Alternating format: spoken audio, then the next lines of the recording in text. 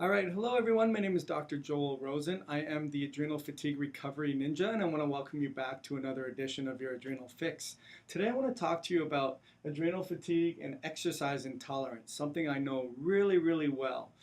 I know a lot of you have posed this question in my Facebook fan page, private group. If you're not a member of that private group, I'll leave a link where we do a lot of questions and we answer them, and we try to do some Facebook Lives. But anyways, a great member of our group asked a question: why is it that anytime I do any form of exercise, whether it's yoga, walking, stretching, I am weak, short of breath, and I feel like I can barely walk for days? I've only been doing like 10 to 15 minutes of non-strenuous in any way, and I've been feeling great lately and feel ready to start exercising again. But this happens every time.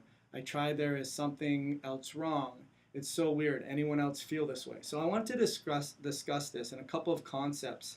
And really what I wanted to talk about is the balancing act. The balancing act of antioxidant and free radical buildup. Free radicals are really important in the body because they're an unavoidable biochemical side effect.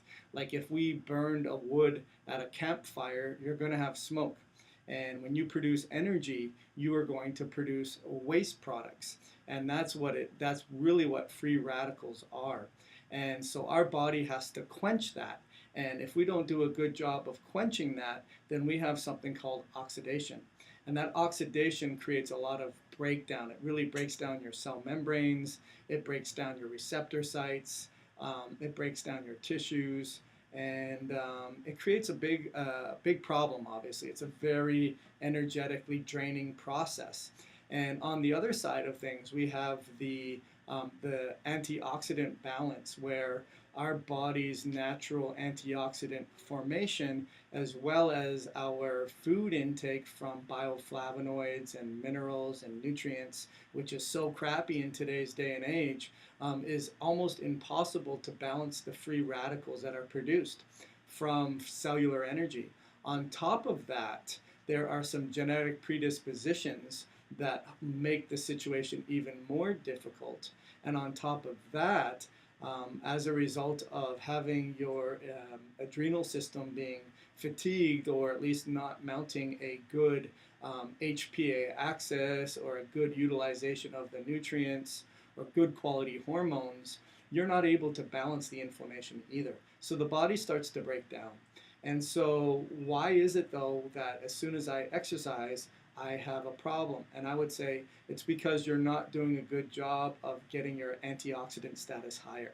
So some of the things that we can do are glutathione, vitamin E, PQQ, alpha lipoic acid, CoQ10, vitamin C. These are all really great nutrients that you can be doing.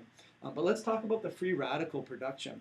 So free radical production is produced a lot when you put a lot of pressure on different enzymes. And one of the major enzymes that produces a lot of free radicals is when you're burning your adrenaline, is something called MAO-A. MAO-A produces a lot of hydrogen peroxide. And as a result, and every time you produce, every time you produce an energy exercise or contract a muscle, you're producing a lot of hydroxyl radicals, and we need to have enough of these guys to be able to balance that. And one of the major important enzymes or antioxidants that could be very helpful is SOD. But SOD is very polymorphic, meaning we have a lot of pluses or plus minuses, and that doesn't allow us to balance these hydroxyl radicals very well. As well, catalase is a very important antioxidant that it too is a lot of plus or plus minuses, meaning we're not going to be able to balance these free radicals. On top of that, glutathione recycling is very problematic, and as a result, when we don't recycle our glutathione very well, then all of a sudden these free radicals are starting to weigh really, really heavy on these little guys. And so, why is it then that exercise creates a problem? Well, what happens is when you exercise, you're producing more energy, you'll have a lot more waste products of energy, and that creates a lot of free radicals.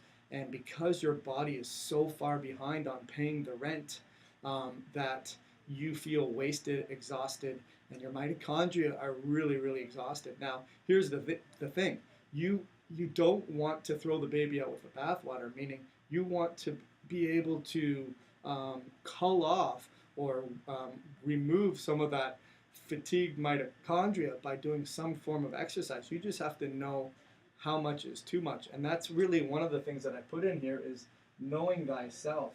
Like, I know when I was exercising 4, 5, 6 days a week, it was too much. Or when I was doing high intensity CrossFit stuff, it was too much. So you have to be sensible. And so maybe just going for a walk or doing a 5-minute exercise and slowly building up is going to be very, very important, and really, keeping it real, so to speak. The other thing I would say is hydration. Hydration is super, super important. Obviously, when we drink water, H2O, we are getting a lot of the biochemical ingredients to be able to make energy in the body. And most of you are dehydrated.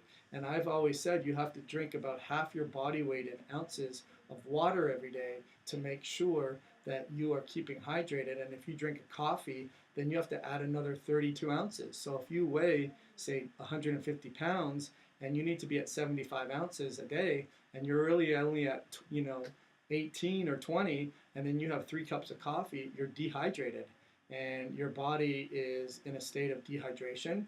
There's no electrons going around. There's a lot of free radicals. There's no antioxidants. And that comes down to breathing. Breathing is really, really important. If we can increase the pH of our cells, or decrease, sorry, and we can make ourselves more alkaline. So if, say, someone is at 5.0 and they test their pH readings every day, I like to use different types of strips where I pee and then I check my first morning void, and then before I go to bed, and anytime throughout the day. And let's say I'm 5.0 and I can raise that up to 6.0. That's going to be a 10-fold increase in my oxygenation to my cells.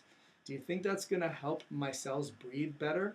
I mean, my cells need to breathe. It's not just my lungs. My cells need to breathe and be able to get oxygen to be able to make energy, make ATP, and balance this whole equation. And what I would say is you have a breakdown in your breathing patterns, and it's really, really important. So it's the fundamental level. It's not even adrenal fatigue at this point. It's a mitochondrial fatigue. That means really reducing what I call your stress footprint, trying to minimize that, reducing the permanent on buttons that get you overwhelmed, being grateful and celebrating your blessings and your achievements, and also drinking enough water, getting enough nutrients. SOD and catalase are really good antioxidants as well. Glutathione, vitamin E, PQQ, CoQ10.